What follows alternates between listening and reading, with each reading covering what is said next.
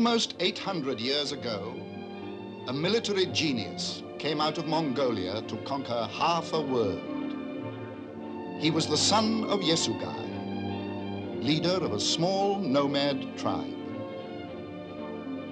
This man of destiny, riding beside me as a young boy, was called Temujin, born to rule as the prince of conquerors, Genghis Khan.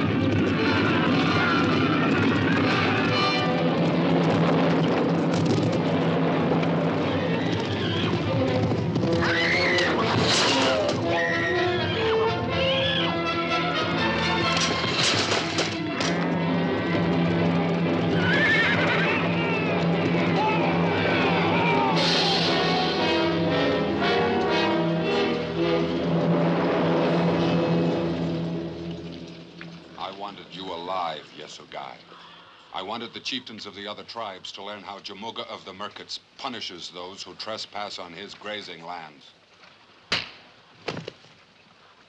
Harness the horses!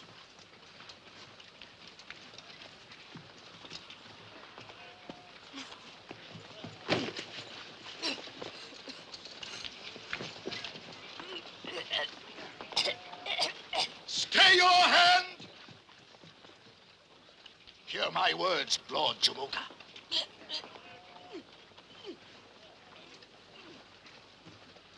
It has been written in the stars that the man who takes the life of Yesugai's son shall die, and die quickly, and by his own sword. See for yourself, mighty lord. It is the mark of blood.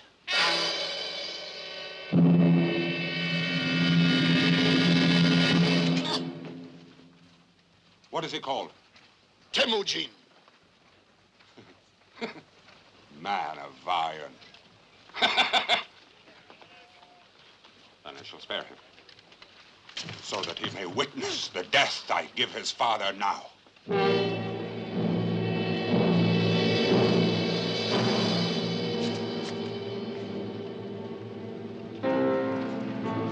Temujin!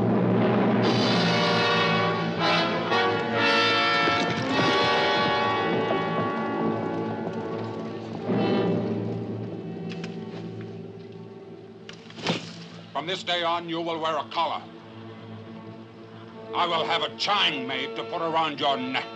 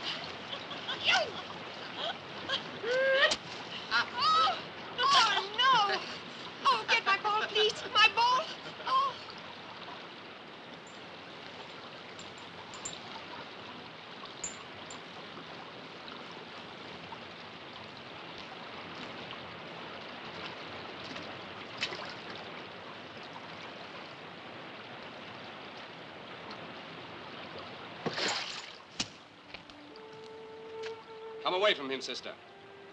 What harm has the young man done that he should have to wear a chang? You've heard Jamuga's orders, so leave him. Besides, his father was an enemy of our tribe also. Now come away!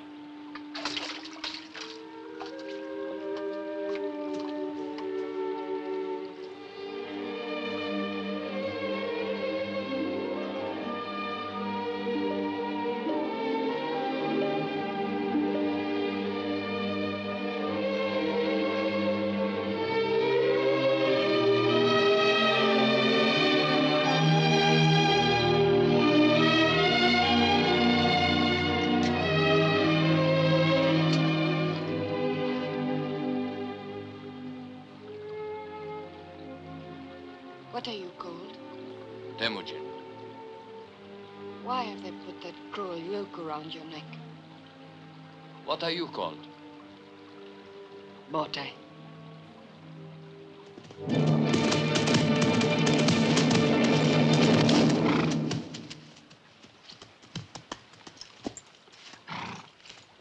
You will return to the camp, Princess. Go with your brothers. I take no orders from you, Jamuga. As you say, Bortag. Not yet.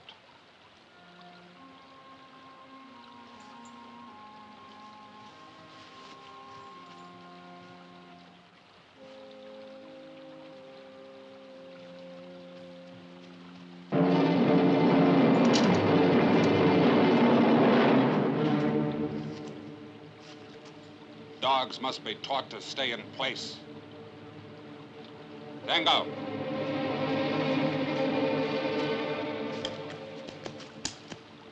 Give me that.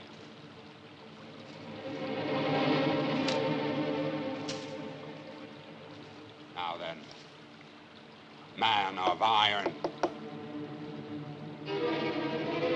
Down. Down! Down! Down!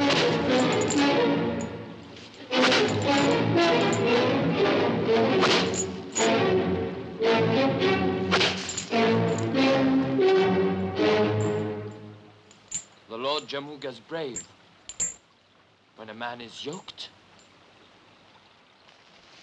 Good luck.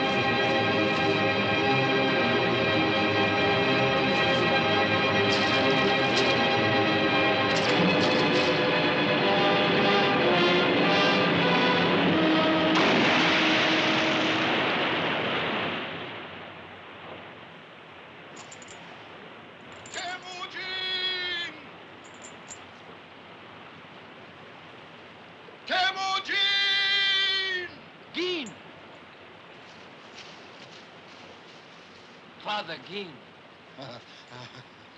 How did you find me? I consulted the stars. My... Besides, Sengal showed me. Sengal?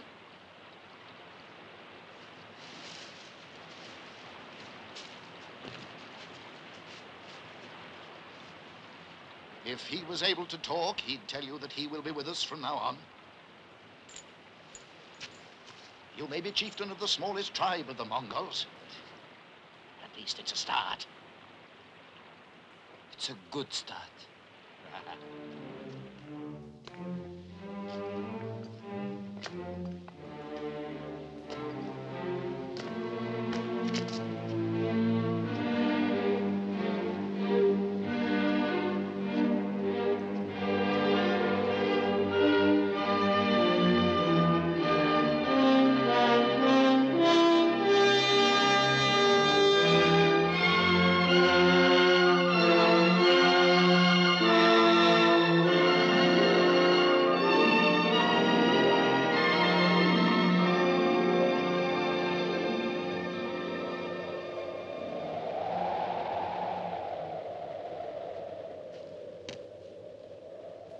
This could house an army.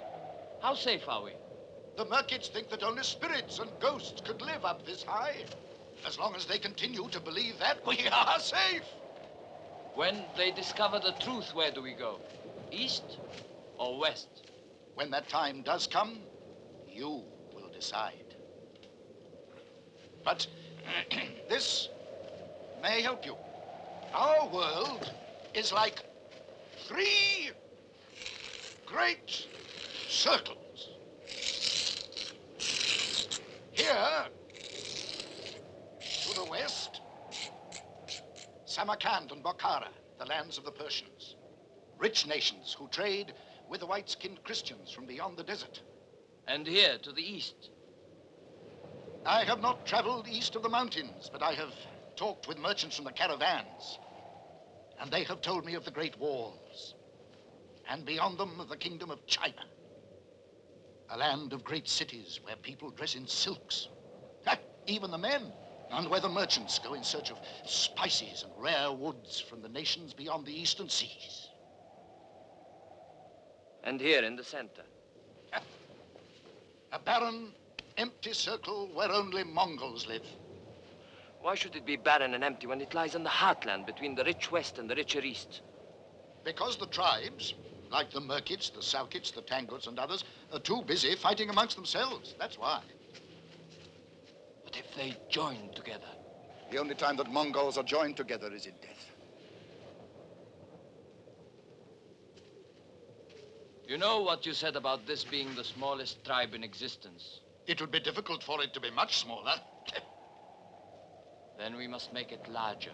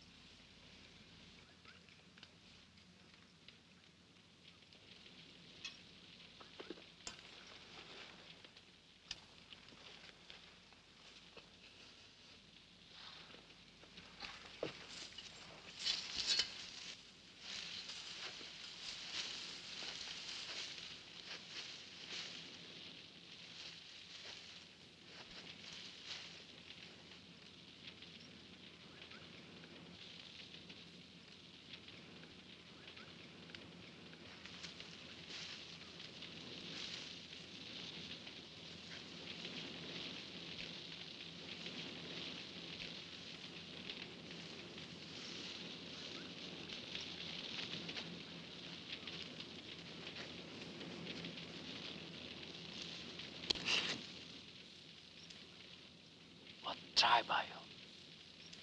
Sulkits.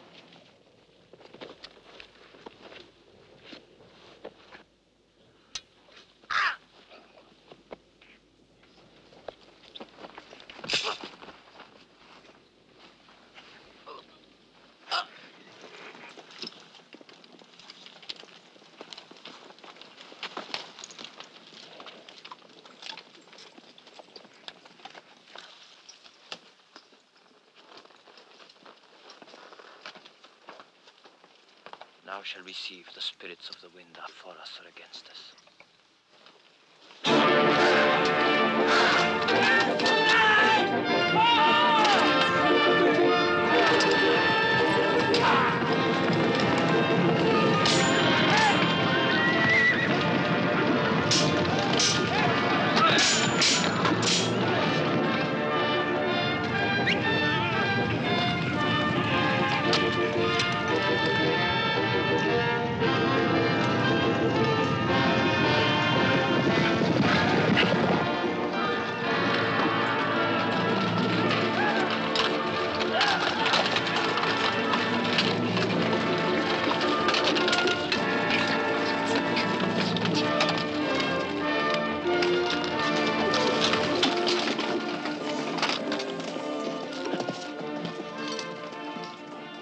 These men, they look like sulkits.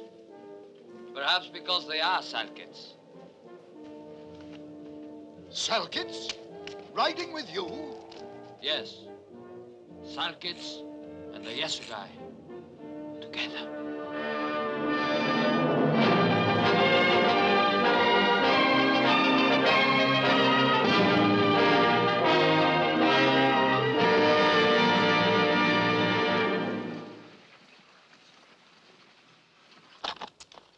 Over there, Lord Temujin, is the caravan road to Tashkent. In the old days, many battles were fought over it. But so many of the slaves were killed, there was so little profit. So, the Treaty of the Slave Trail was signed. A treaty? The Shah of Khwarizm imposed a truce. All have sworn to it. All observe it. No warrior is permitted to carry arms here. Good, then we can take our pick without fighting. You do not understand, Temujin. The truce was signed. I did not sign it. The slaves did not sign it. But Will there be women among the slaves? Yes, Lord? Good. My men have horses and weapons, but no women. How long do you think they will stay without women? How long will you?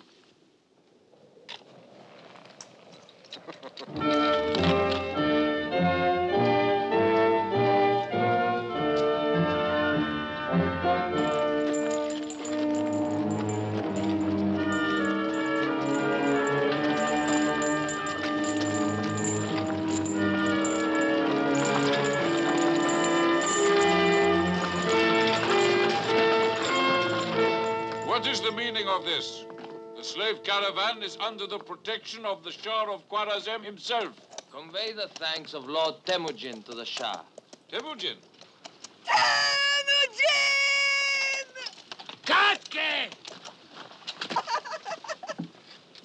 My lord, I thank the four winds you found me. Jambuka was selling me for a slave. Somehow I don't see you as a slave. In any case, you're free now. You're all free. Free! I said you are all free, my sisters, to continue with this caravan or to ride with my men back to our camp. You give them a choice? Women? Sengal, strike the fetters off these slaves. This truce has lasted 100 years, barbarian. The Shah will have your head spiked on the city walls. Once you're dead, do you really think it matters?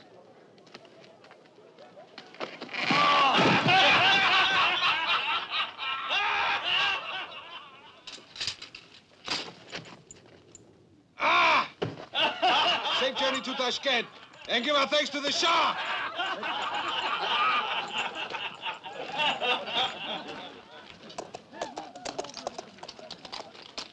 miracle. A miracle. Oh, thank you. But if you want to prove your gratitude, give me this woman, huh? But she's my wife. Oh, take another. Go on, take another woman. I give you a horse. Huh? I give you 2 horses. No, friend Chan. No woman will be taken against her will. But, Lord, that's what women are for. And besides, the best have already been taken. A wise man does not judge a horse by its saddle markings. Come, I will choose for you. Come. Hey, do you want a husband, Katke? That?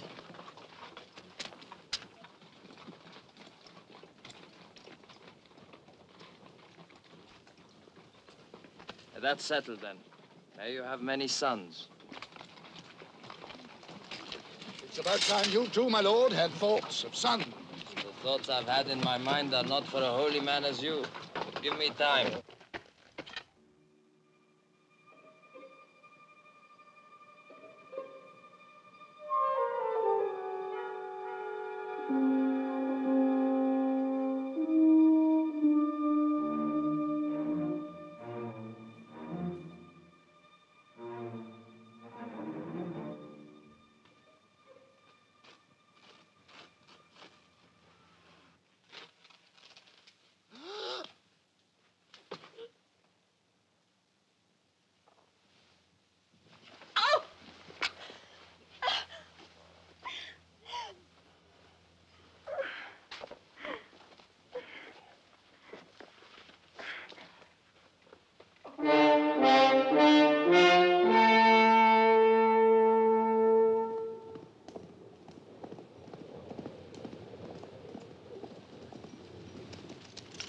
Take this and be careful.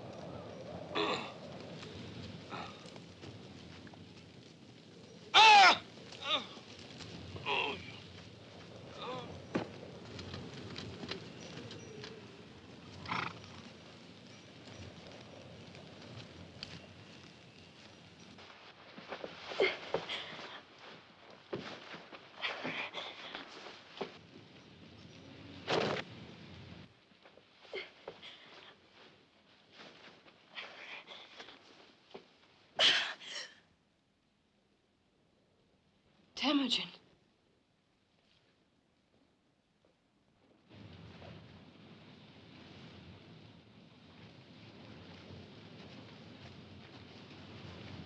Katki, bring food and clothes to the princess. Prepare another tent for me while I wash. Wash?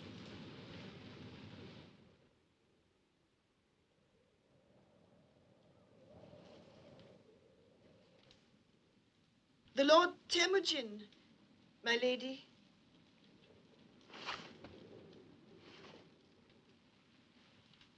Stay, woman. I did not tell you to go. That was stupid of you. You do not seem like a stupid woman. I am not a stupid woman. And what did I do that you thought stupid? You gave an order that was bound to be overruled. The master who feeds his dog does not expect him to answer to the whistle of any stranger. I might have thought it of you. You treat those who serve you as dogs. Not Katke. She brought me up as a child. She did not boast about that, I promise you. My lady, anyone else listening to us now would imagine that you were trying to provoke a fight. But it always needs 2 to make a quarrel. Not with me, it doesn't.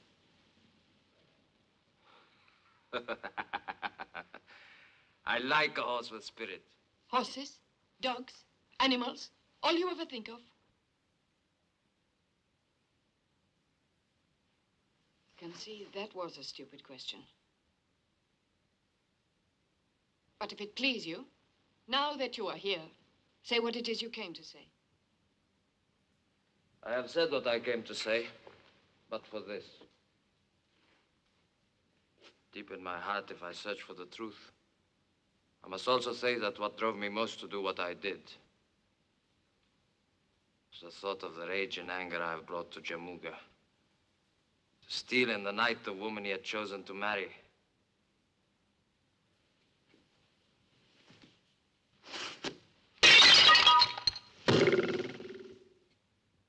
Outcast, slave, Soon you'll be back in a wooden yoke. For born a slave, you'll die a slave. Born a slave I never was. Born to rule the Yasugai was always in my stars. And not only one tribe, but people of many tribes were destined to follow me, to fight my battles, conquer nations. All this was in my stars. You, woman, you dare provoke my anger.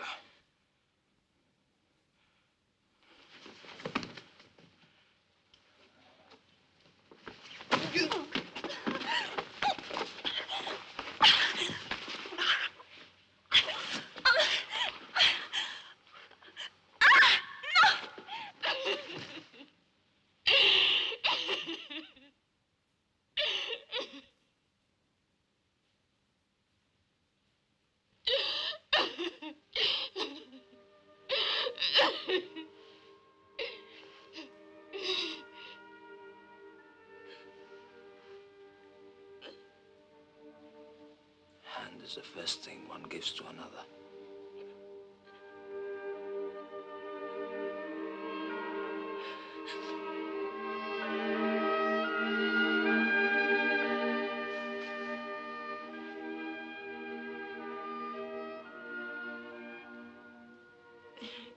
If I wasn't so ugly looking, with all these tears, I'd know what to say to you next. But I am ugly looking then. You didn't disagree with me. You see. Talk too much, woman. You never give me a chance to say anything. My brothers always say that too.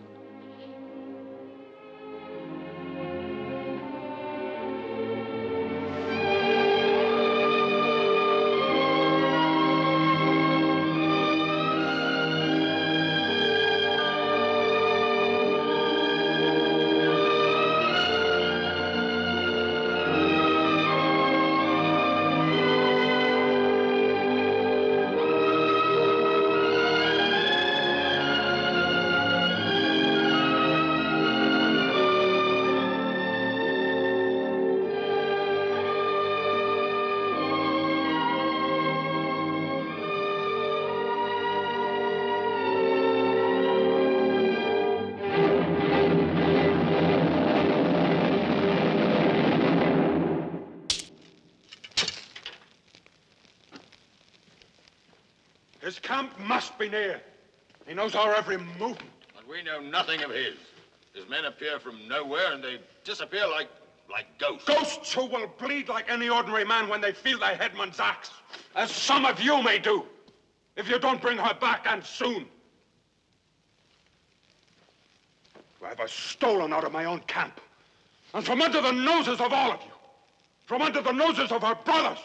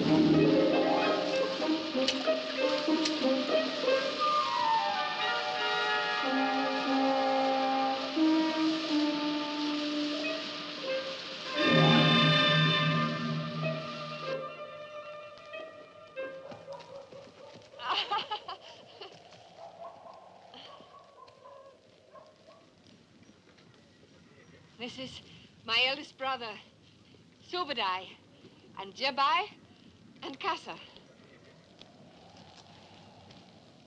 My lord Temujin. My lord. And my husband. No one followed you? We saw nothing but the stars, heard nothing but the rush of the waterfall. Despite the poetry, I'm glad to see you back. And you, my friend, you are welcome. And grateful, Lord. Ready to serve you, Lord. Subadar, you have nothing to say? Only this. The holy man. He lies.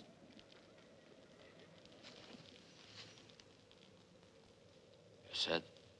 I saw something as we climbed the mountainside. A glow against the sky. Your fires are banked too high.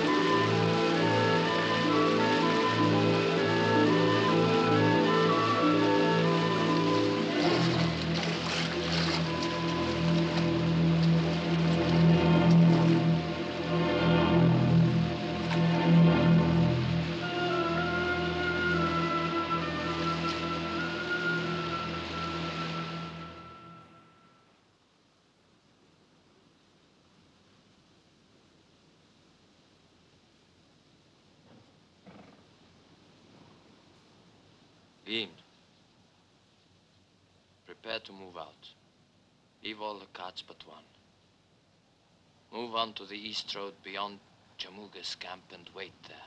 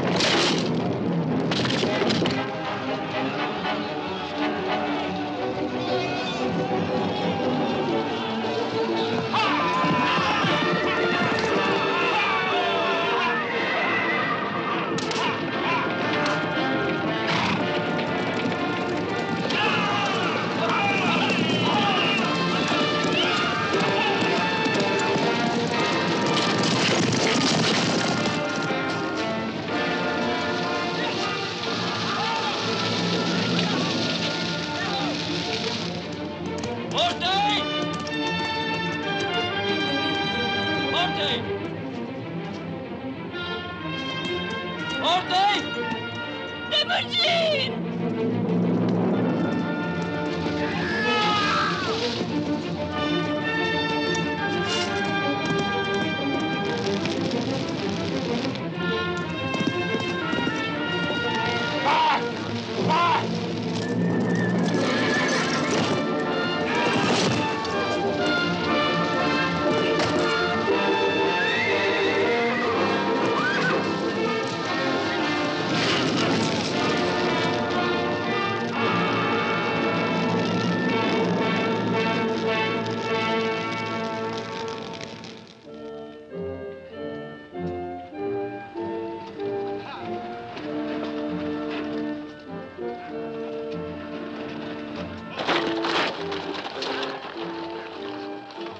See to her.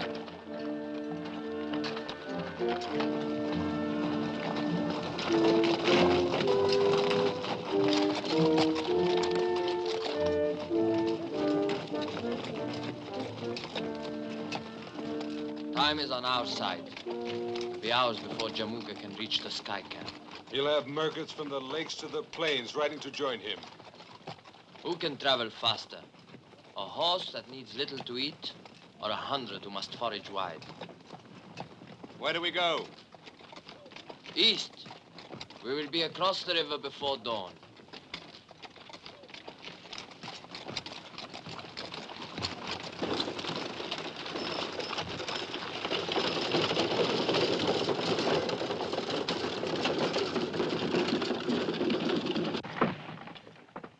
Lord, there is man's work outside. Leave her with me.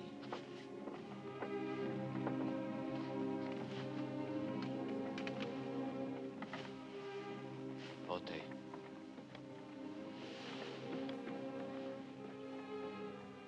I have shamed you before all men. Jamuga. I begged him to kill me.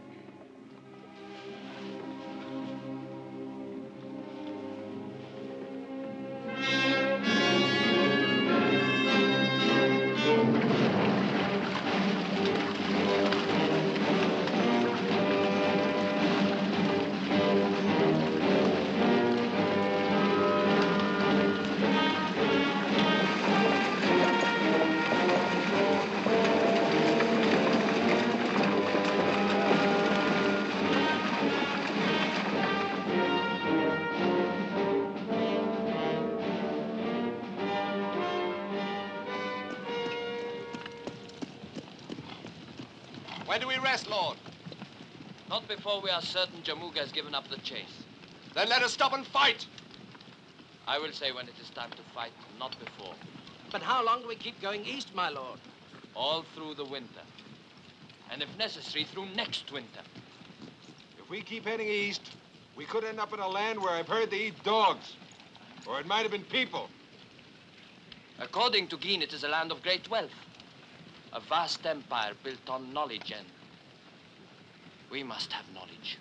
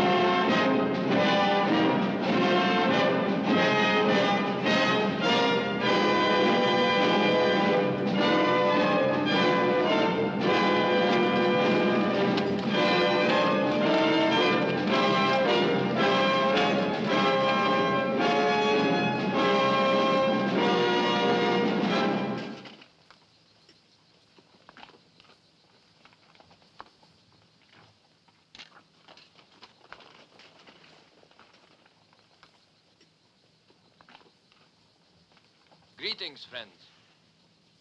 And to you greetings, warriors. I'm Kamling, ambassador of the Emperor to the Indias, returning to our court in Peking. Returning, as you see, is a figure of speech. It seems you travel without much luck. First, our Manchurian guard deserted us.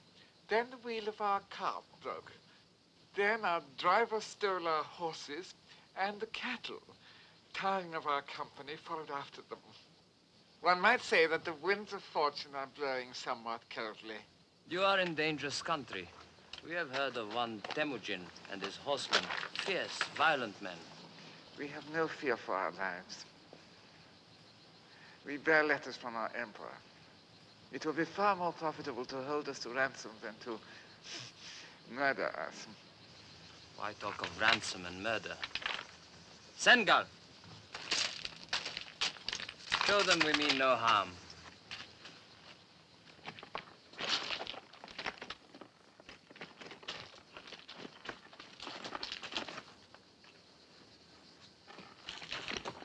Up!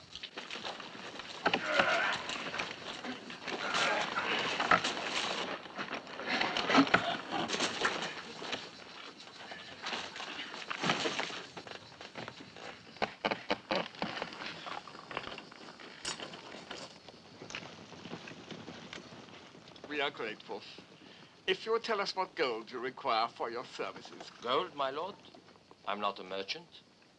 You overwhelm me. One last kindness we must beg of you. A message to the nearest Chinese military post for horses and assistance. It is about 4 days' journey. But that would mean leaving you here unprotected. We have spare horses we'd be glad to lend you. Also our services as an escort. An escort? I have 200 men here, all tried and tested. And our numbers are soon to be increased. My wife, she is near her time. Then she deserves better than to ride in the open, like a herdsman. She shall have the poor comforts of our miserable and unworthy wagon. Please, we shall try to make it as serviceable as we can.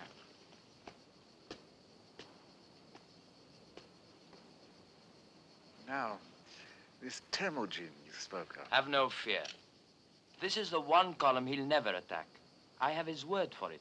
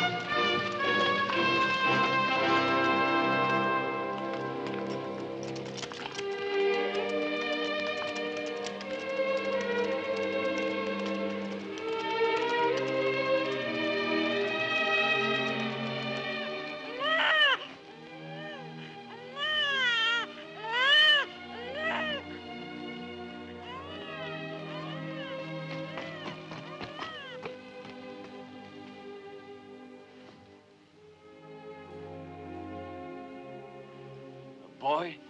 A son.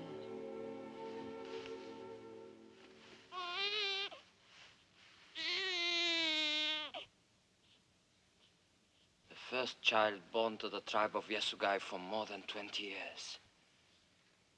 And the boy, my son. Temujin. My son, Bote. You are my wife, this is my son. You knew he would be a boy. You always said it. It had to be. How else could he follow after me? The day I first noticed your body growing larger, I gave orders then to Shan to have a saddle built. A small one, of course. A bow and a sword, all of which bear his name. Don't torment me. His name. My son's name. Yoki, the founder of our tribe. Yoki. Yoki. It's a pretty name. It is not meant to be pretty. It is a man's name, as befits the leader of our tribe. Only by the time he's a man, it will be a nation. If any man could ever do it, that man is Temujin of the Yesugai. Temujin of the Mongols.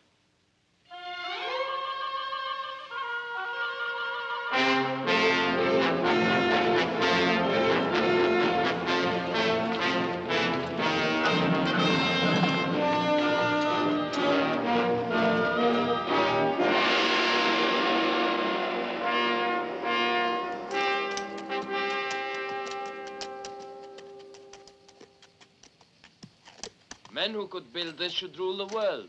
So our ancestors thought when they first conceived it, 2,000 miles from the great ocean to the southern mountains. But alas, now we cannot rule ourselves, let alone the world. My lord!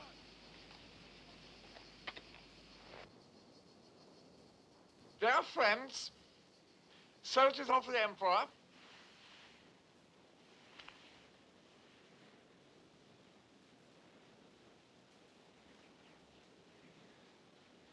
glass, simply reflecting the sun's rays, but it can carry messages further and faster than the swiftest horseman. Childish device, but not without usefulness. Please receive it as an unworthy gift. One drawback, however, I should point out. For reasons which will soon become apparent, it's best not to let such device fall into the hands of a woman.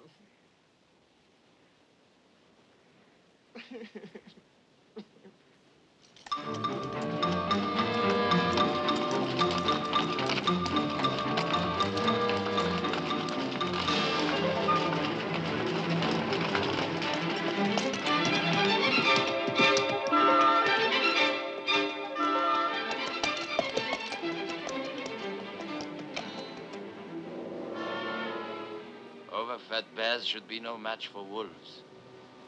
Remember that now.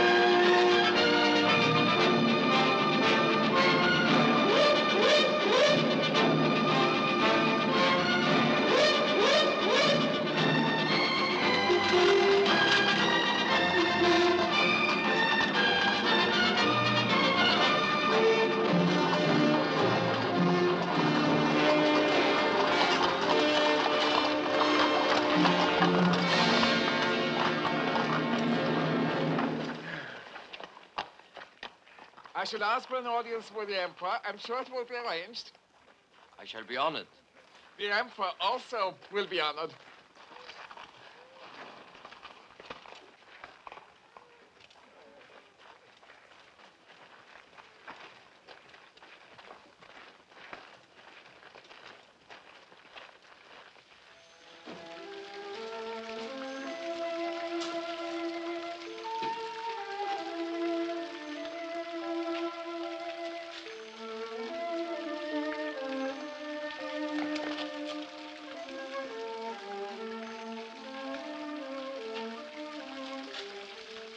I'm telling you. They're going to boil us alive and then eat us.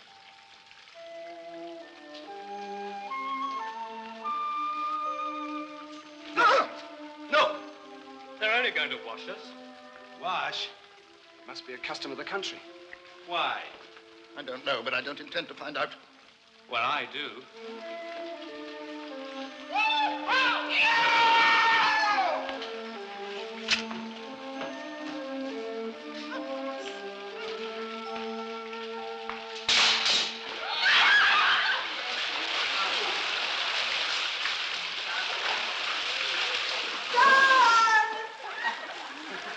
Sean!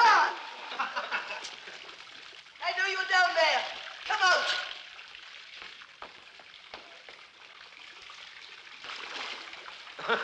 I'm only being washed.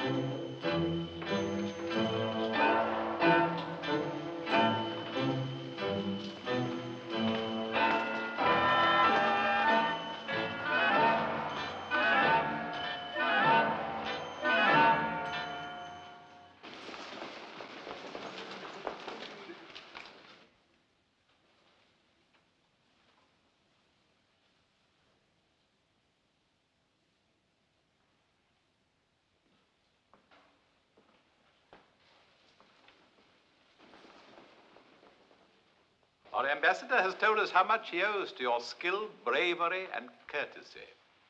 Kamling is generous, Your Majesty. He's also told us that you are a shrewd and observant man. That is unusual. I have always believed that fighting, horses, and women were the sole interests of the men of your nation. Tribes constantly at war with one another cannot be called a nation. Then we shall do nothing to discourage your quarrels. As long as you Mongols fight among yourselves, I and my people should have little to worry us. Surely a nation as rich and strong as yours has nothing to fear. Fear? The Chinese Empire knows no such word. Then what is the purpose of the Great Wall? The wall merely ensures that civilization, knowledge, the arts as we know them shall survive. It is there to keep what we have to ourselves, to keep people in. To keep me? I find you profoundly entertaining. You make such direct and positive statements. You and your strong, wild men arrive in my city like a rush of wind, a fresh sort of wind. We pray to the wind. Charming. To the four winds. Better and better. We have a game of chance in which the four winds are of paramount importance. Listen to them. Did you ever hear anything more delicate or exquisite than their sweet, sad song? Poetry itself could not be more profound.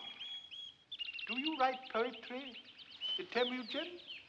I do not. I have never yet found the time. Then I shall instruct you. I myself am a poet. That is why you were sent here. And this is where you must stay, my friend. There is destiny in your coming here, believe me. When you speak of destiny, this is something I must believe. At last we agree about something. We shall find many more things in common. Take the birds away. Their chattering distracts me. We must discuss the gods to whom you pray. Primitive religions have always fascinated me. And while you exchange your knowledge of military matters, I shall instruct you in the art of poetry and painting. I find it difficult to control my impatience, Your Majesty.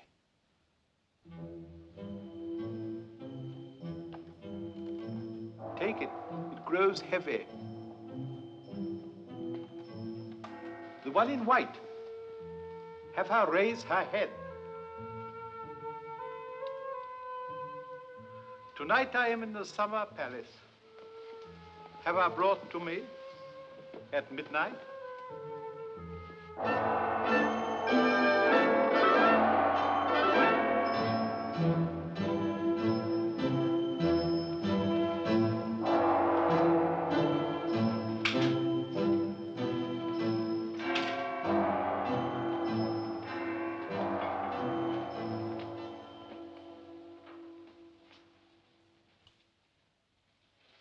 Prisoners.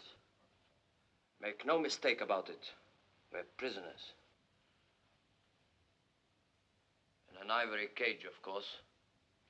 We should never have headed for the east. What else did the Emperor say, Temujin? It's what he didn't say. That there are over 2,000 men on the walls of Pekin and that our horses have been taken. Just what do you think we should have done, Subadai? You're always so quick with advice. It is what I have always said. If we had not run, but stopped and fought, Jamuga, none of us would have to be here now. None of us! You have a strong right arm, Subadai. And I like to know it is at my side, but your mouth is young, and it needs training.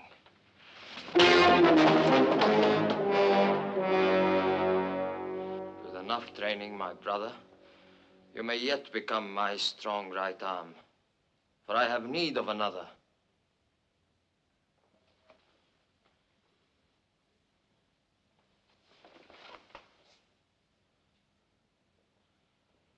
This peacock, this emperor, has overlooked one thing. There is much to be learned here, much that can be used later. And if this is a prison, I can think of worse hardships. Yes, I know I've never eaten so well. As for me, I even enjoy being clean. It's not the being clean that you enjoy, it's the washing. Well, the women are beautiful, I must say. Yeah. All of which the Emperor hopes you will learn to appreciate. Until soft living is all you're fit for. Forte is right. I do not want any of our men fat and useless. We will all exercise every morning for a start.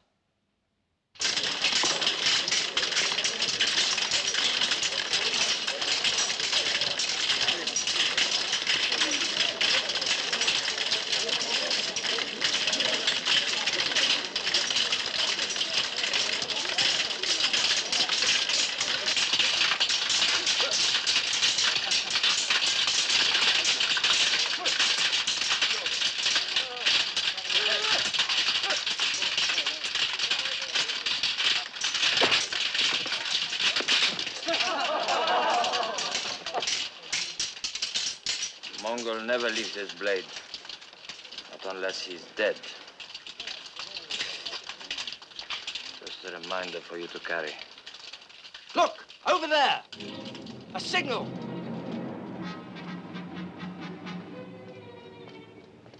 What are they saying? I'm not certain, but it must be urgent.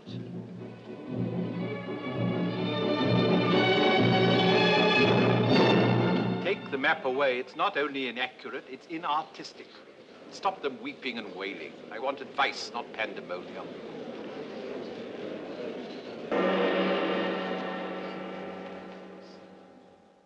The situation occasions alarm. It does not merit hysteria. A ragged army of a few thousand Manchurians have captured the city of Hope, that is all. Until we also consider that 6,000 Imperial cavalry were routed and put to flight. But that is nothing new. No doubt in our lifetime it will happen again. Prince Temujin, you and your kinsmen seem amused at the news of our disaster. Not at the news, Your Majesty, only at the way you receive it. A few thousand Manchurians are of little account, admittedly. But their example might be serious. Others might also realize that the Great War means nothing. I wish to speak to my friend Prince Temujin alone.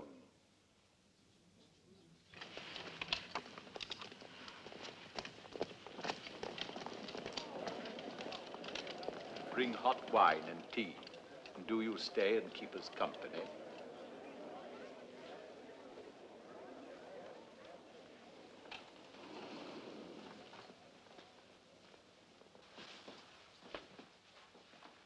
This is how I relax in moments of disaster and anguish. I find painting has a soothing and calming property. I see that you paint very well. You are no beginner. He is hinting that we are accustomed to disaster. I fear we've underrated our friend. He has an unexpected gift of subtlety. Ah, the shamsu is a rice wine of great delicacy. May I offer you some? For me, the tea. For me, the wine. I was not suspicious of it, Majesty, but I have forbidden it to my men to drink, as you probably have heard. I have heard. And if my curiosity does not greatly offend, why? Because I wanted my men to be ready for a day such as this. Ah, please to continue. I am listening. These Just that the fate of an empire is of small importance compared to a poem by So Ling or a painting by my distinguished ancestor, Mao Kung. You were saying? You would save much time if you let me say something. That means you have something to offer? What? These Manchurian invaders, you would like them destroyed as soon as possible. Unfortunately, my army has melted away. I will raise you another one. Mongols? How much? You mean money? What else do soldiers fight for? Large chest of gold for each of my 3 brothers-in-law, so that I can send them out to recruit only the best men. How could I be sure I was not just replacing one army of invaders with another? You cannot be sure. There is a solution, Great One. I myself, who know him better, would trust Temujin. But if he were to leave his wife and son as hostages in your keeping... I agree. See that Prince Temujin has all the gold he needs, and we will offer a special reward for which one of your wife's brothers does most to help us. There is no need. It is a custom and a charming one to announce the reward before the service is performed. In our experience, it often helps with the accomplishment. Have the court brought back. I wish them to see how tired and exhausted their emperor is, working devotedly in the service of his people. I will do so, Great Emperor, but as Temujin and I have so much to do... Very well. In any case, you've both seen the state I'm in.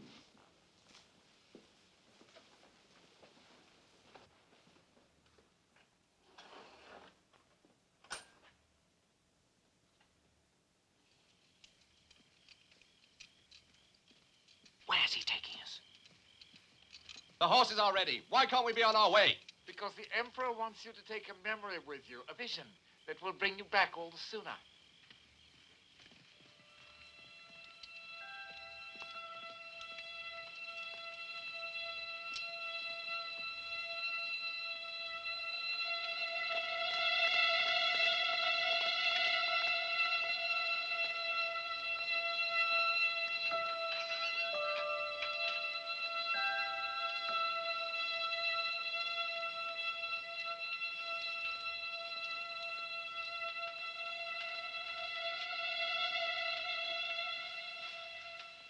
Look at the picture.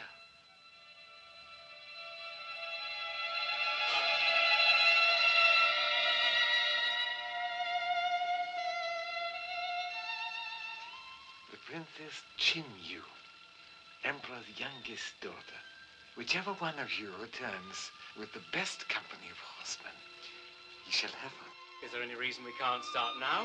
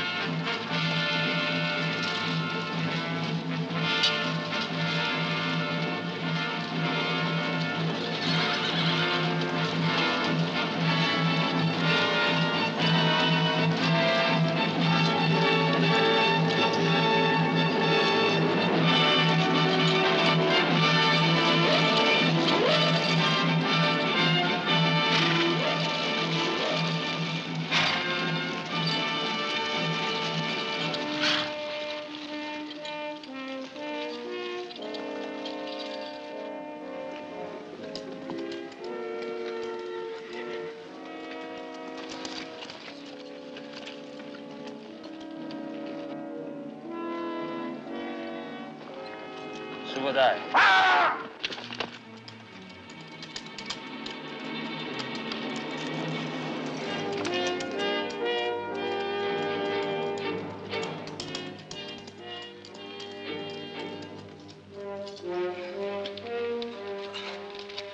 Teach her to be a woman while I'm away. Out!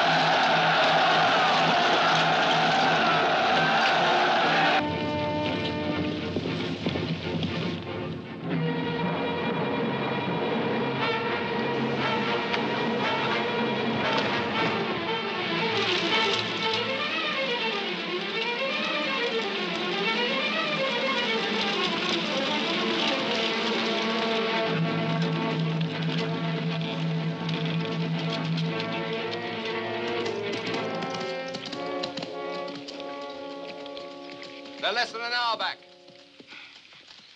Jamuga leads them. Sit your men. Now!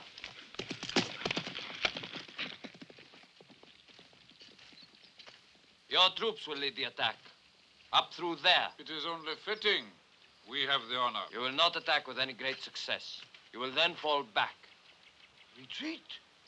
You have had some experience of that, I imagine. But we lose face. Better to lose face than your head, as the unsuccessful defender of Hope has apparently done. When you fall back through here, my Mongols will fall on them from both flanks. Then you will lead your troops back again at my command. Now get your men into position. I will tell you when to move forward.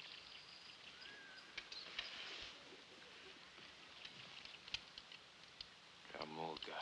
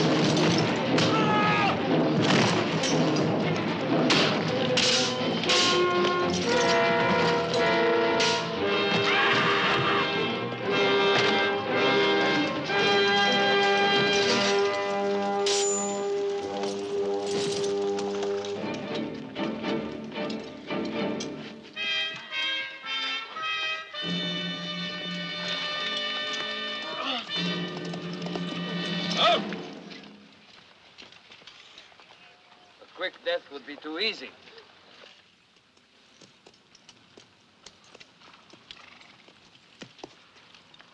You can choose.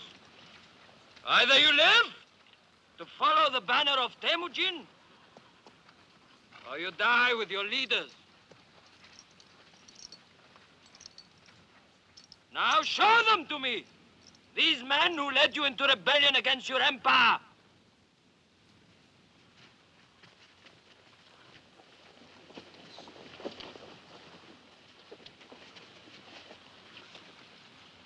Subodai.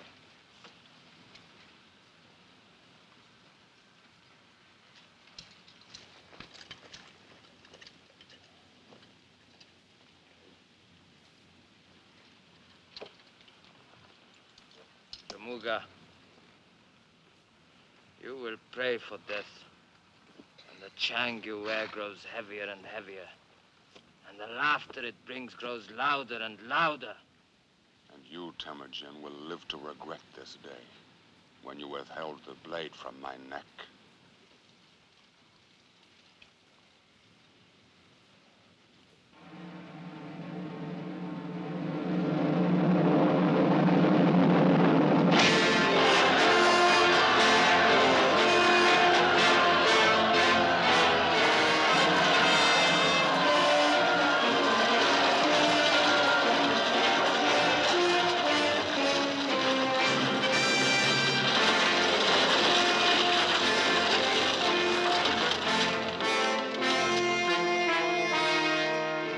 Barbarian of all barbarians, the Mongol who led the Manchurians. And it is fitting that his punishment be far greater than for those whose heads I have brought you. The Lord Jamuga, Your Majesty.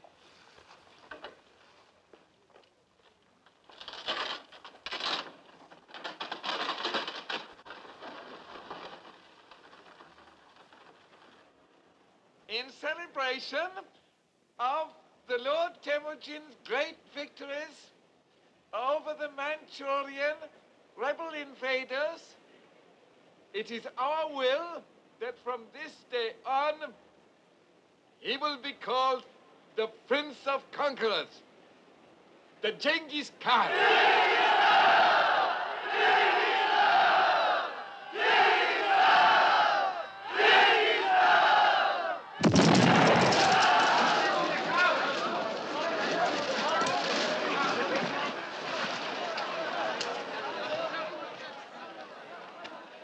Spare us, Lord.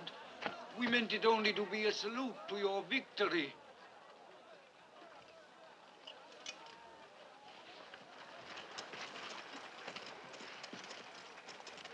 How did the thunder crash at your command? It is a simple alchemist trick, but we use too much black powder. Black powder.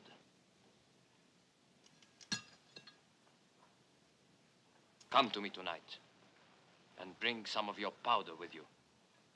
I want to see how you make it thunder.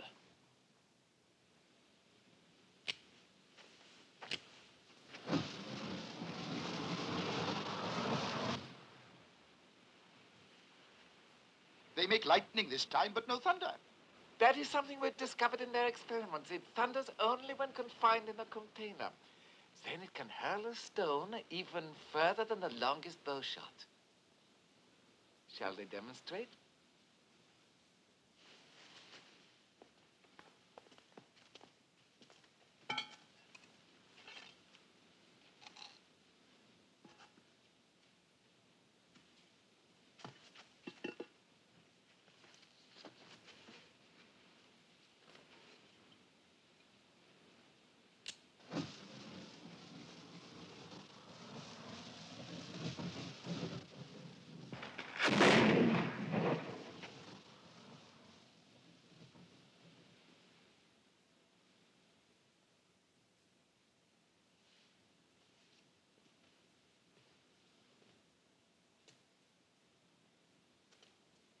So far, you have used this only to make noises of welcome? And sometimes to make pretty effects in fire and sparks to amuse the children. We have many variations. I can tell what you are thinking.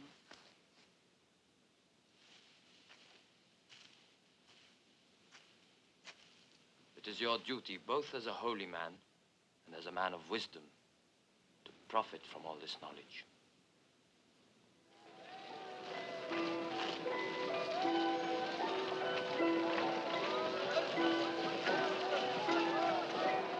Do you want something? Give me that blue horse, will you?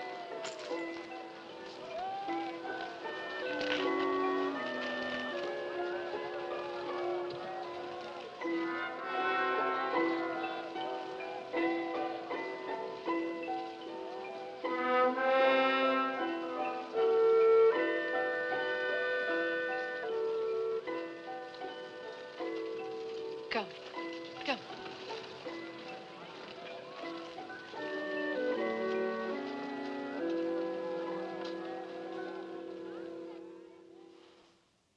And I tell you again, it has to be done. As long as this man lives, none of his tribe will join with you. They can't. You know their laws, and our laws too. To kill him would be an act of mercy. Oh, I'm not talking of mercy, but of common sense. Listen to me, Temujin. Hear me well, and one day, remember that I warned you. There are only two things you can do with Jamuga. Put him under the ground, for all time, or put him at your side, and have the Merkits ride with you. Are you out of your mind, woman? Jamuga, who killed my father, kept me in chains? Or is all this forgotten, all forgiven? And you, the scar he put on your back, has that also disappeared with the passing of time? Neither the scar on my back, nor the memories of how it came there. No, Temujin. These I don't forget. Nor the hatred I have for this man. And yet, to help you make what you want come true, to make our people into a nation, I could set aside my hatred, because it would be necessary. And it shows how little you know of me to think that I could, too. I know you better than you think.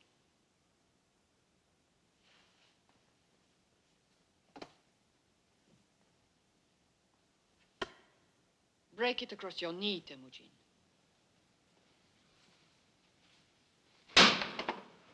Now the two pieces. Together. I know what you are trying to tell me. That we are only strong when we are undivided. And one day, you will listen.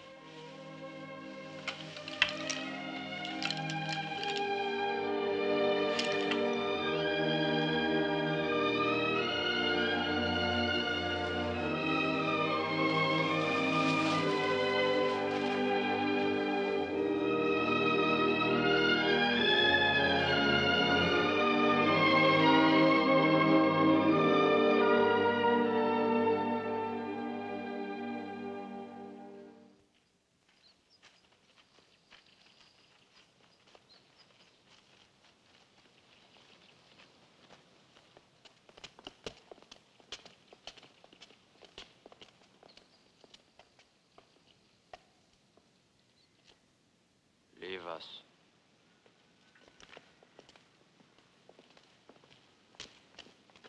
Is it possible for you to be a Mongol first, and only secondly Jamuga, chief of the Merkit tribe? Has the Chang also smothered your tongue? Not yet. Perhaps if I wear it as long as you did. Once you took the Chang off my neck. Perhaps I can do the same for you. The price? There is no price. Only a dream accomplished. A unified Mongol nation, not just separate warring tribes. With the Lord Temujin at its head. The stars have written it. Geen, my holy man, tells me this is true. A Mongol nation will come, Jamuga. It will. But if the Merkits ride at our side, it will come sooner. The Merkids need no other tribes to ride beside them. Behind them, I should say. All others fear us already. Our power, our strength, Even my death cannot destroy that. You're thinking so small that you can only think about yourself? And what do you think of then with this wild dream of yours of a Mongol nation? And apart from these stars you speak of, what else makes you think you have been chosen to rule? You will die carrying that Chang, Jamuga. Unless I have your word now that your Merkits ride with us the day we leave China. And that day is soon.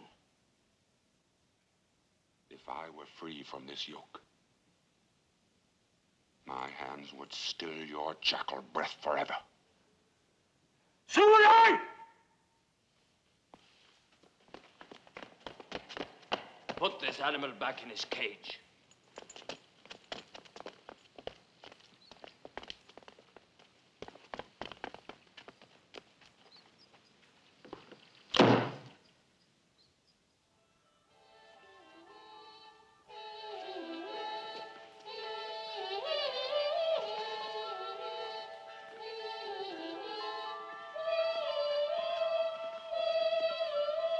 Bless your Majesty. Comling, have you no heart to interrupt these exquisite little songbirds? The interruption brings present news. Oh, very well. Come here, my little sparrow.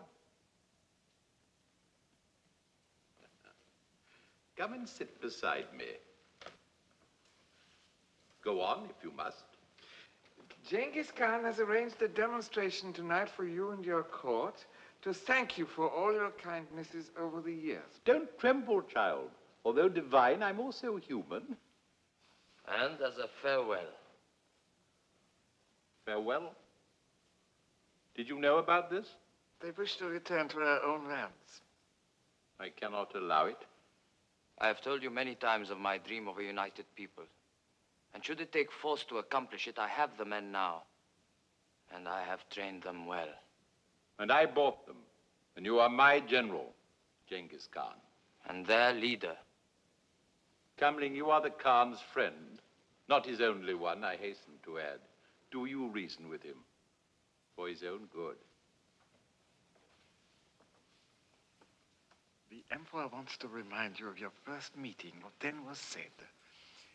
That the Great Wall of China is to keep people in. And that there are 3,000 armed men on the Peking walls. And that we are still prisoners. Prisoners? Friends? And what sort of talk is this among friends? I want no more of it. I've had a terrible day. Headaches, all this caterwauling. Get away, you unmutable little brutes. All of you.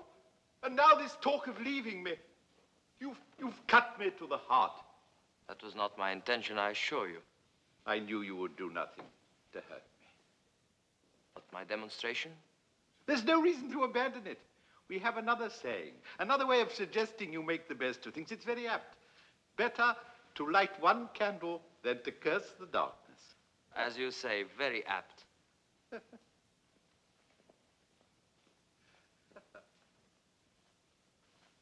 Nevertheless, you will have him watched. I thought you would be pleased to see Genghis Khan and his horsemen ride away. So that one day they may ride back as conquerors. The Khan knows us for what we are. Rich, but regrettably weak. What will you do? The barbarian Temujin brought back from the Manchurian battle. Jamuga. Jamuga. Have him brought to me.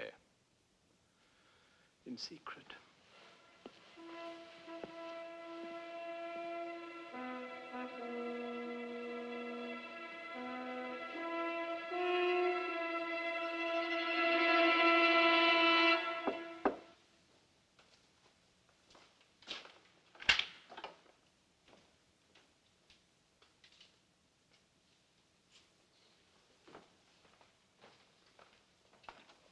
Your message said it was urgent. We have no secrets. Least of all from her. This is most difficult for me, my lord. My royalties must not be misunderstood, but they are for my country, for China, not for any individual, no matter how important or mighty he may be. I would say these are the sentiments of an honorable man. The Emperor worries. He fears your leaving. He is wrong. He and all in China should fear your staying. He is a man of subtlety, however, and there is another solution. Your people stay, you go. On a very long journey alone.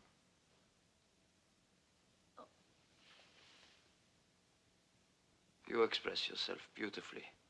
But who is to stab me in my back? The Emperor also understands what would happen to our people if one of them should strike you down. And so... You have walked too far to stop now. Our people would be blameless if your assassin were a Mongol.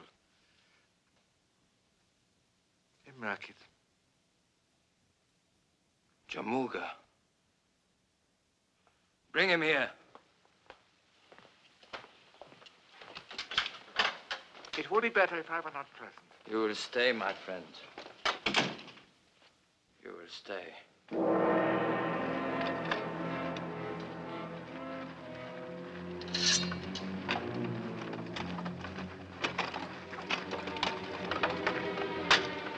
You'd like this key, eh, Jamuga?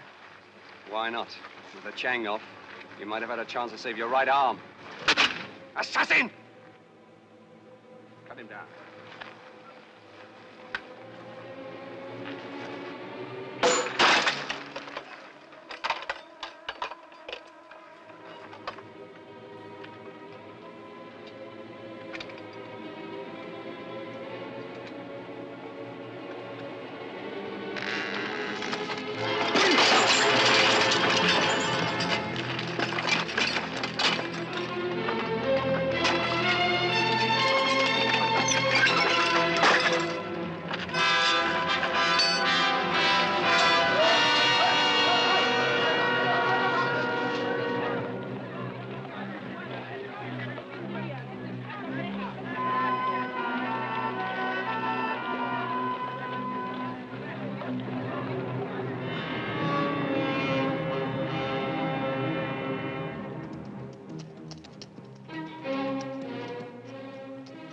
Still can't be found.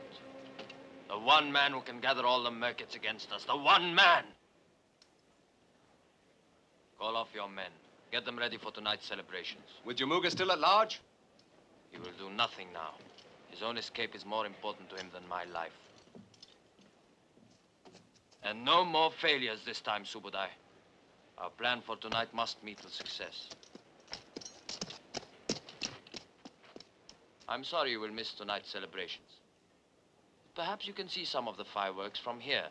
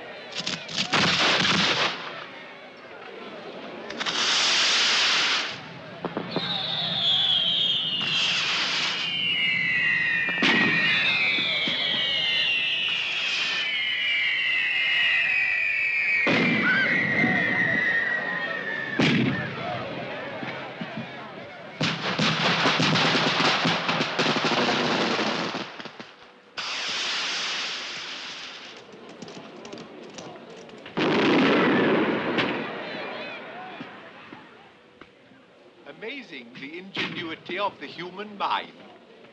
The Chinese mind, of course.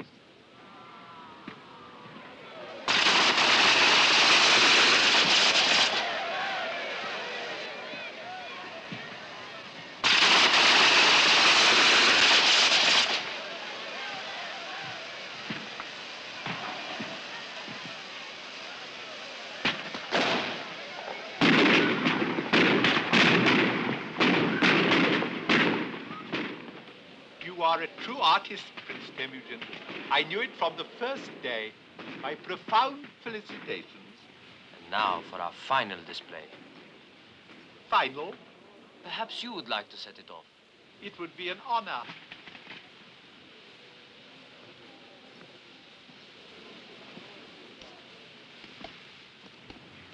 This last one will be very special. You have saved the best for the last, a wise move, a touch of true delicacy.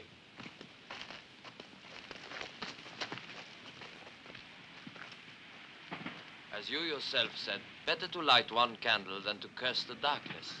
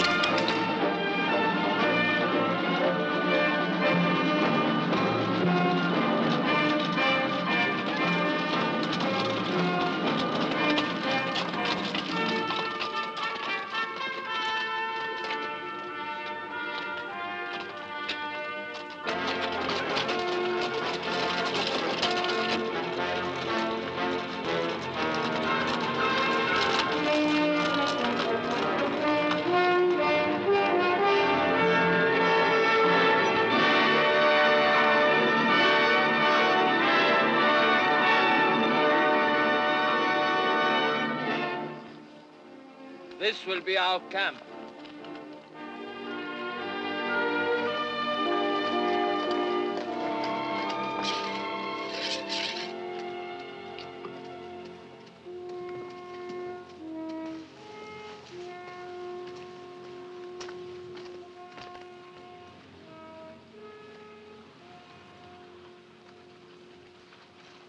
My lord.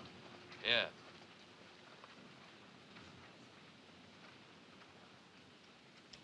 How long do you intend to hold me prisoner? Not prisoner. As your late emperor said to me while plotting my murder, you are here as a friend. In that case, I can only ask that my death be a swift one. We will not speak of dying, friend. Only a fool destroys a wise man. You will sit at my right hand and you will counsel me. And I will listen to your words. And if your words be wise, they will make me wise too. I will accept this honorable appointment because I'm happy to serve a lord whose star grows brighter while the sun of China fades. In addition, I suspect I will find the work more agreeable than death. My first advice is to strike swiftly, to take what is left of China before someone else can do so. Word of this success will bring other tribes to you in increasing numbers. In the meantime, we shall move westward. With China safely in the hands of Jebai, Subudai will move north into Russia, while Kasa drives south to bring India to her knees. Samarkand and Bukhara will fall easily to us, and Persia will be ours for the taking. And the Mongols shall rule from the heartland, from from the very center of the world. And Jamuga? The Merkits will still have their chance to join us. Mongol must not fight Mongol again. Your ambition destroys your honor. Is the man who raped our sister to go unanswered? Is the father of his firstborn son to go unpunished? Yoki is my son. The man who lets personal revenge take precedence over the tasks before him will never complete those tasks, and he will lose all that he has gained. Enough! My word is the law. I'll get on with my work.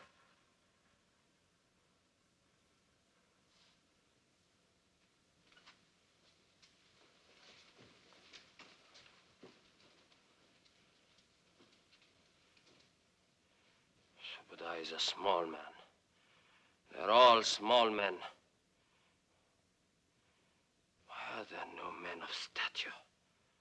No men of imagination? It is not easy to match the true conqueror. Perhaps once in many centuries does the world produce a man with the power and the will equal to his vision and destiny. Perhaps Temujin, Genghis Khan, is such a man. This was not said in flattery, my lord, I promise you.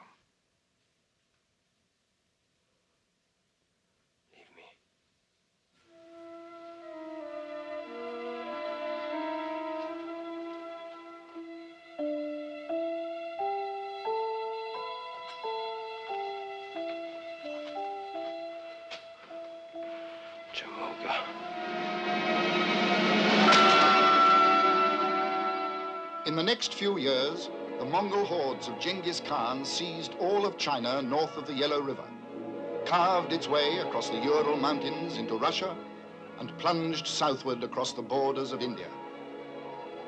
Having conquered almost all of Asia, Temujin turned his armies towards Samarkand and Bokhara. And when they were his, the great Persian Empire of Khwarezm lay before him, ready for his sword.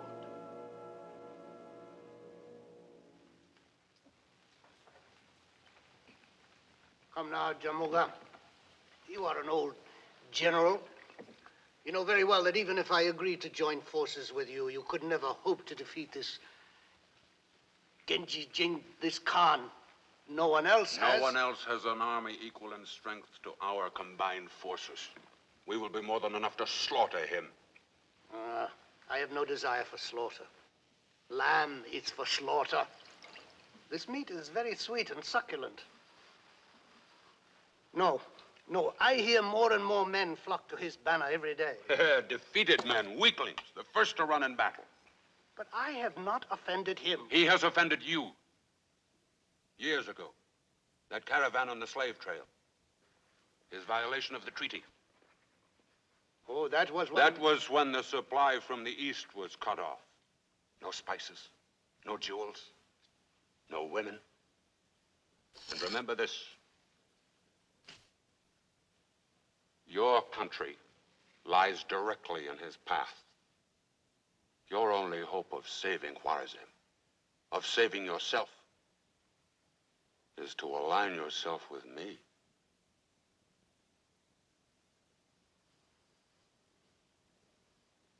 There is only one way to stop this violator of treaties.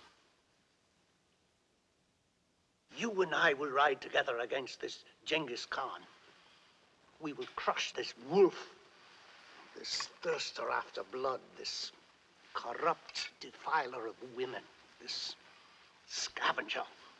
Your serenity speaks words of wisdom. A gift shall seal our bargain.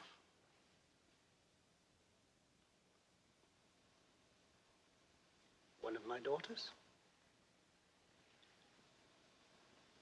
2? And my gift to you will be the head of this Genghis Khan.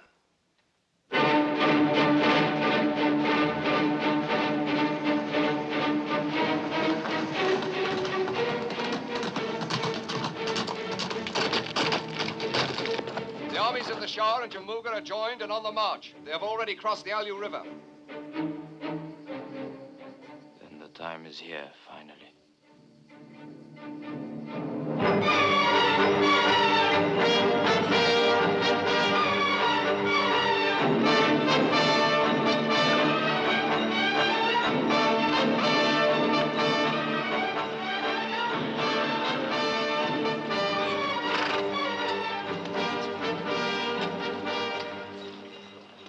You are quite certain. There can be no mistake. There's no mistake. The last word placed him 5 days away. We will have the high ground. He will have to come to us.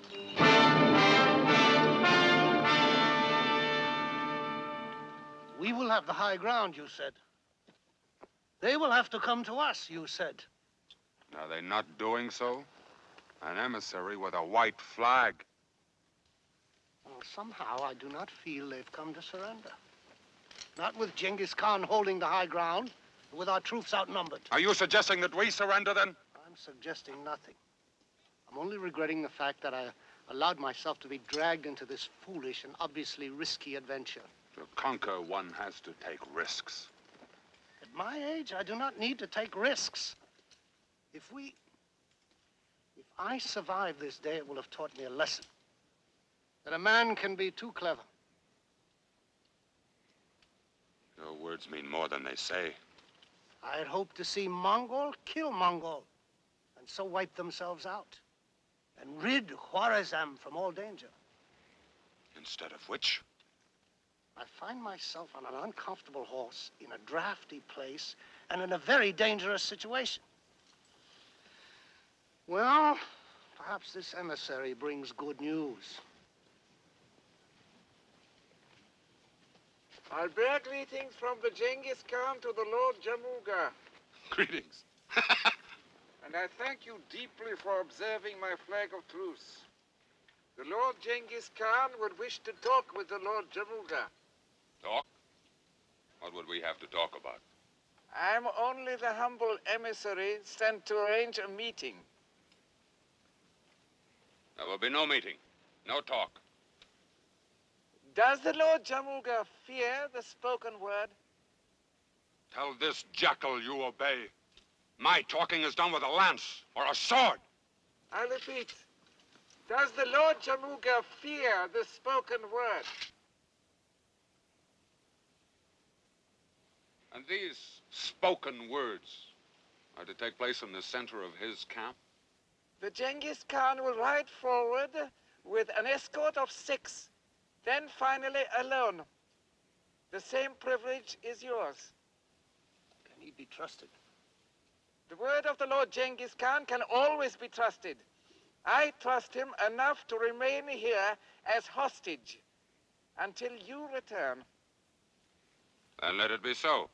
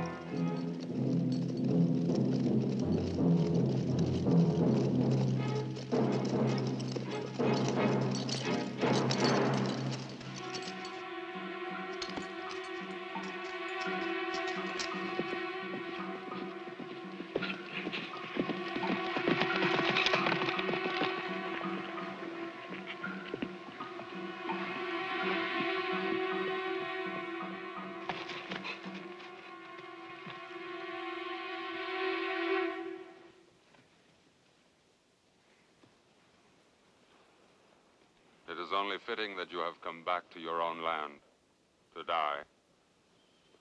But it is not fitting that the Mongol should deliver the death blow. Is still sing the same song, Temujin. Many voices carry it now. Not the Merkits. Outcast.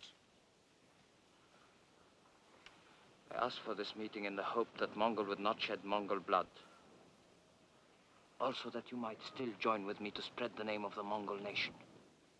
The Merkits are warriors, not a group of women to become part of a herd. We say and do as we want, and we take what we need from anybody.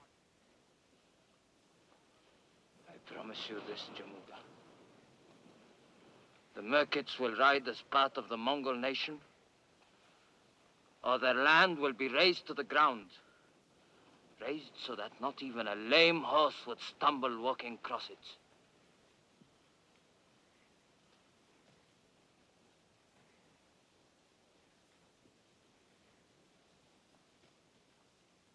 I must talk with the Shah. Counsel is always worthwhile. We will send you our answer. With Kam Ling.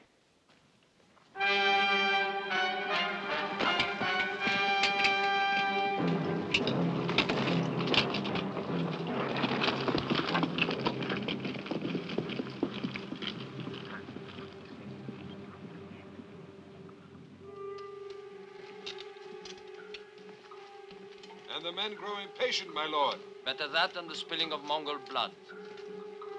Not one of our horses will put 1 foot forward until I have Jamuga's answer. My lord! Look!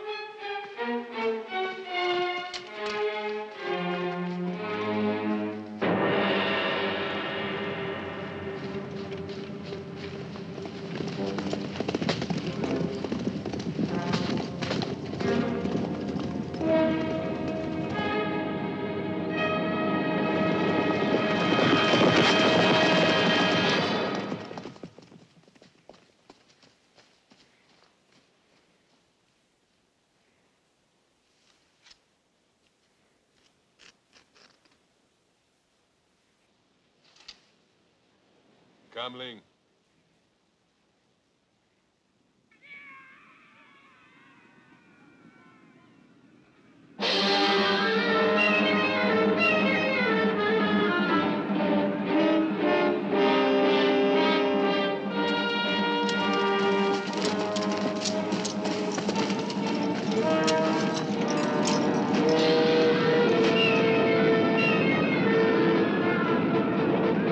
Take your posts.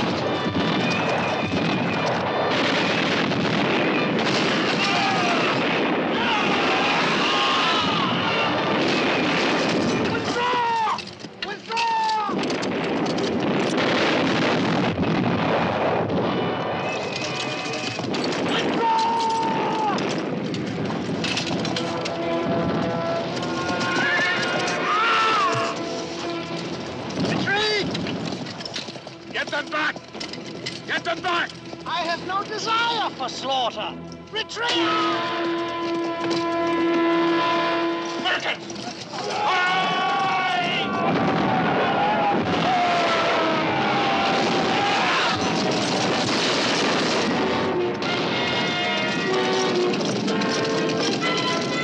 My lord Jamuga!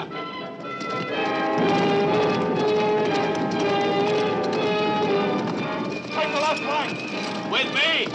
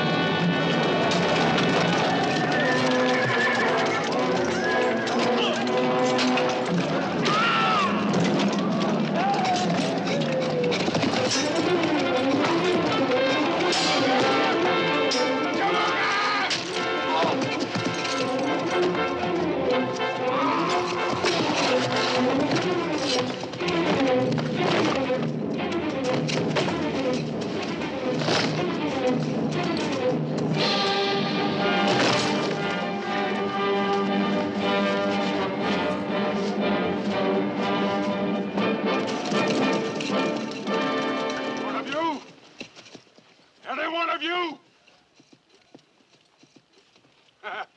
And you first, outcast! Sengal! Stay where you are. Enough, Jamuga. Let there be peace. With you? Never! And there will be no chawing this time either, Jackal. If you have the courage to stand up alone to me, Jamuga, the man who slaughtered your tribe, the father of your first son. Is this the man you would follow? Is this the leader who would unite the nation of the Mongols?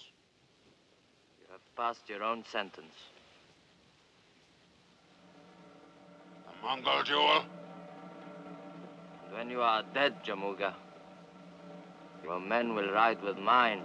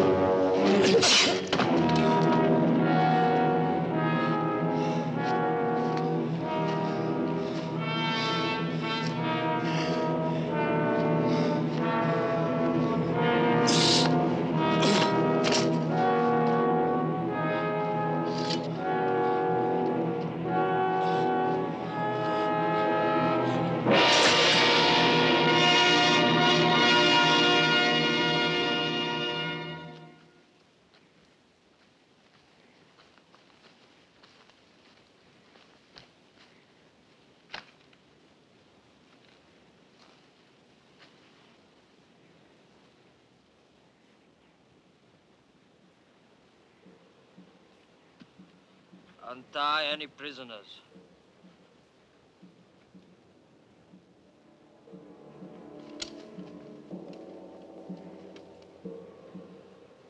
If any of the Merkit tribe would leave us, let them go now.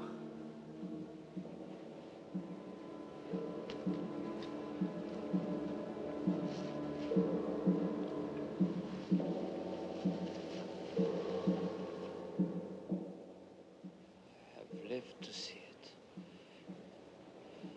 That the tribes come together as one people.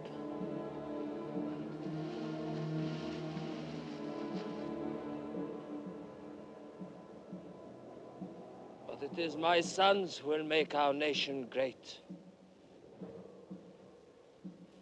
Show my people their leaders.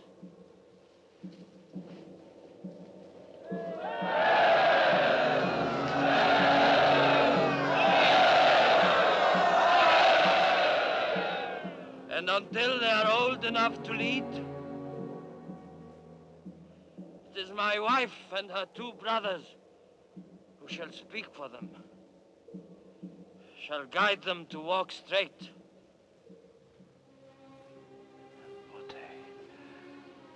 I've always loved.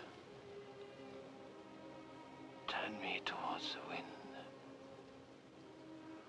I want that the gods should see me in the face.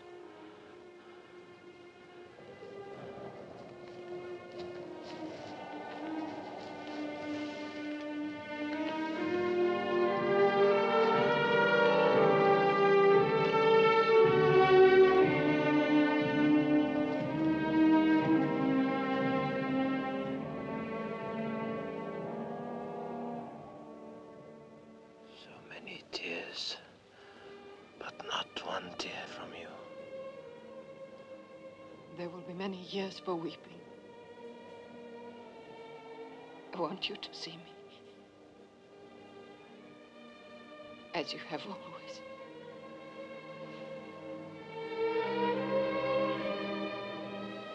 Always your hand to help me. As you said, it's always the first thing you hold out to another. First. And strangely, at this time, that it should also be.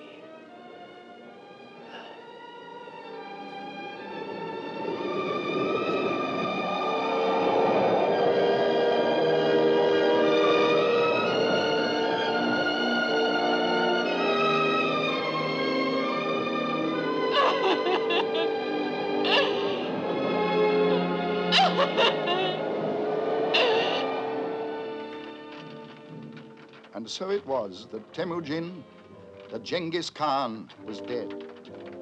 But not the tide he set in motion.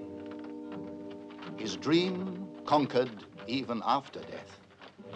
His sons rolled westward into the Hungarian plains, burned a path to the borders of Egypt. One grandson founded the Mughal dynasty of India, while another was the great Kublai Khan, emperor of China. And when the conquest was finished, half the population of the world was contained in the Mongol Empire. The empire born in the imagination of the Prince of Conquerors, Genghis Khan.